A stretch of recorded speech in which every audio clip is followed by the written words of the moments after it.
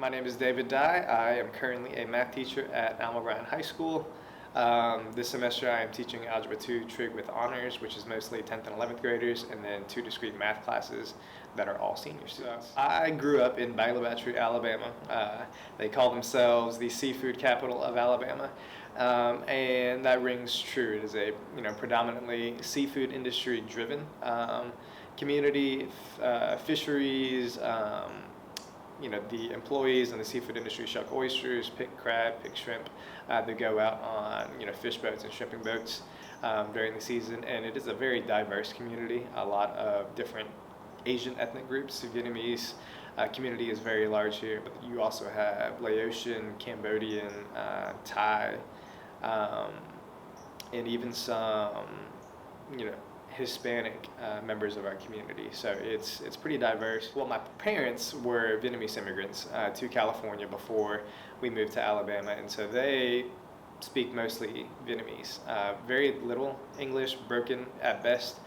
So at home, when I'm speaking to my parents, it's mostly Vietnamese. When I'm speaking with my siblings, it's definitely all English. As early as 6 or 7 is kind of my earliest memory of having to translate for my parents, since they didn't really read English at all, spoke very little English. I was translating as often as possible. So whenever they were filling out government paperwork, or even in parent-teacher conferences, which is really awkward for me, having to translate compliments from my teachers to my parents.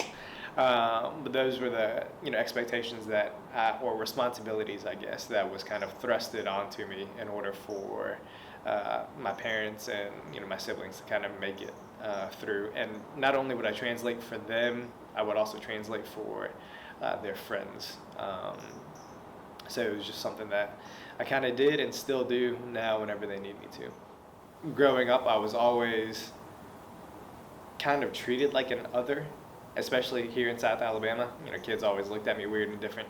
For me, it was probably sometime in the 4th or 5th grade that I really started to be proud of being Vietnamese and being Asian and celebrating the culture and the heritage that I grew up learning about. I think before, when I was younger, I was just trying to navigate my way and fit in, especially as a new guy, moving from California here to Bayou La Batre. But as I grew older and just learning more about myself, I felt like it was around that 4th or 5th grade where I was like, oh, I can speak Vietnamese. I am bilingual. This is cool. This sets me apart. The stories that my parents told my siblings and I were a lot about how they grew up in Vietnam. My dad had, I think, 4 or 5 other siblings that he grew up with. My mom was an orphan. So their 2 perspectives were very different in terms of experiences. My mom, as the only girl, had a lot of indoor chores, cooking, cleaning, that type of thing, whereas my dad, growing up, was a lot more physical, manual labor chores. School for the 2 of them, I don't think they ever finished anything more than probably a middle school education. Yeah, I definitely identify more as Vietnamese-American. I think there was a period of time in my life where I was like, I'm Asian-American, but really thinking about it now, like, there's so much diversity even within, Asian nations, that to say I am Asian, I think discounts all of the unique identities that other Asian nations have. The Vietnamese culture is very different than Laotian or Cambodian culture that is in Bayou La Batre. And so for me, at least now, and I don't know if it was back then that I would have said that I was Vietnamese American, I probably would have said that I was Asian American. I speak Vietnamese. It's kind of a differentiator. But I would say now I definitely identify more as Vietnamese American, and really being proud of that. I think for me, being a Vietnamese American in South Alabama, especially in my educator role, is one of just a role model for the Asian American students as a whole in this community. As far as I know, I don't believe that there are any Asian teachers, period, in this community within any of the elementary, middle, or at this current high school. I'm the only one that I know of. And so for the Asian students in this community, for the other students of color, the white students, to see somebody of my ethnicity serving in this capacity, for me, it just means that there are opportunities that our students can look up to me and say, hey, I can be a teacher also. Going through elementary, middle, and high school, not having an Asian American teacher, going to college, for me, teaching was never really something that I thought I could do or even should do, just because I've never seen it. The only Asian person I ever saw in an education setting was a translator for, Vietnamese families. That's the only person that I ever saw. But she was somebody that I was like, oh man, look at her kind of being in this space, helping out families who really need it. And I find myself, occupying that space even here at Bryant when we have Vietnamese students who speak, very little English, whose families speak very little English. I would be asked to kind of translate, or at least, ask questions to make sure that the student's doing okay, that the family has needs that are being met, sort of deal. So for me, growing up, not having any Asian American teacher role models didn't really put education as a possible career or profession that I could pursue. And it wasn't until I had an internship experience at college that I realized, oh, I can do this, and really I should do this, especially for this community. I know of other, Vietnamese-American students who at the time, woke up earlier than the school hours just so that they can go to work before they came to school. And that was an expectation put upon them by their families. If I was able to talk to, that translator, Go Home, I believe is her name,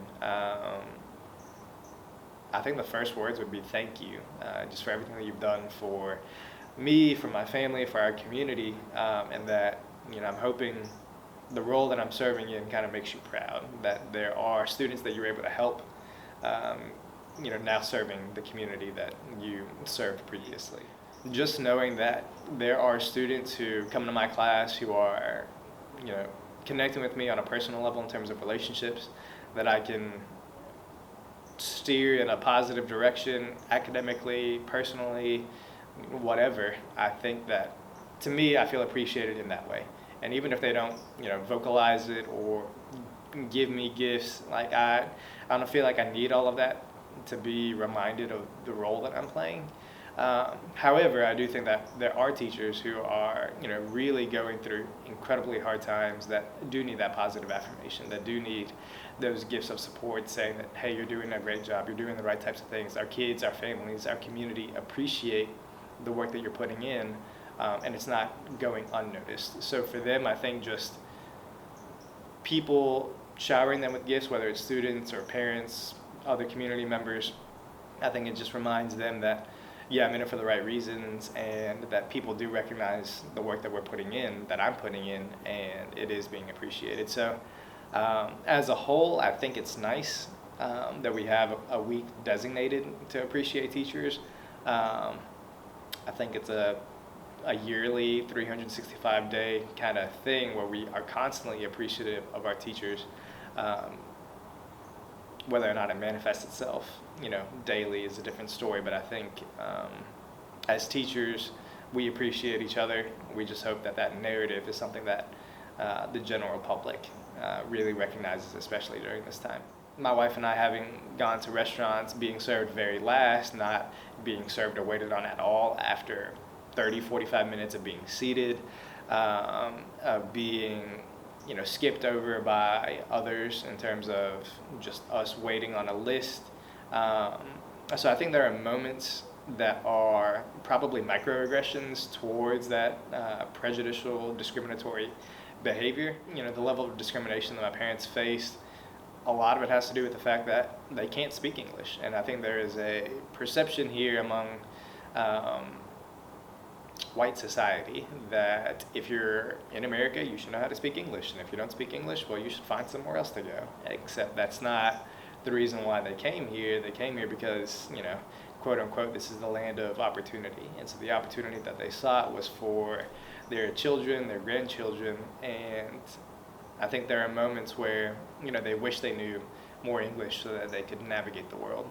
But whenever they didn't, the moments that I've experienced of being skipped over, not being served and being helped, and having their needs met in a capacity that was consistent with the level of need that they had, I think was something that they've always experienced, but not something that they've always shared with me personally. The message that comes to mind that I would share to Asian American students here and elsewhere would be, you're not alone in feeling that you don't belong in an education space when you don't see anybody who looks like you, who acts like you, who believes in some of the things that you believe in. But that's not to say that you couldn't pursue higher education and then one day be that person that could educate not only students but peers in your faculty and colleagues, about just raising awareness about these are cultural differences that our Asian community have. The religious traditions and cultural experiences that Vietnamese people have are very distinctly different than those who are Laotian and Cambodian. And I'm only really referencing this community right now. But that's not something that our white counterparts, our black counterparts, our Hispanic counterparts really are aware of. And so for you to be able to step into a space to be that educator one day of not only students but of adults, I think is something that would make all of us proud and is much needed. I think diversity in faculty and staff should reflect the diversity that is the student population. And when that's not represented, then our voices are not being heard. So, considering the context of all of the current events, Asian hate crimes across the country, the shooting that happened in Atlanta, this idea of May serving as Asian American Pacific Islander Heritage Month, I think is something that we can capitalize and leverage on in terms of just raising more awareness. We have a history of being discriminated against in this country, the Chinese Exclusion Act of 1890, the Japanese internment camps. Not to say that those are on the same level of slavery for African Americans, but there is a consistent history of discrimination against Asian Americans. And so for this month, I think all of us can celebrate in knowing that there is an opportunity for us to share our stories, our narratives, and let our voices be heard in a way that is not discounting the narratives of other cultures and other underserved, marginalized groups, but to really highlight what we can bring forward and kind of add to the American culture as a whole. My name is David Dai. I am a math teacher at Alma Bryant High School and am currently the alternate state teacher of the year for Alabama for the 2020-2021 academic year, and I am proud to be Vietnamese-American.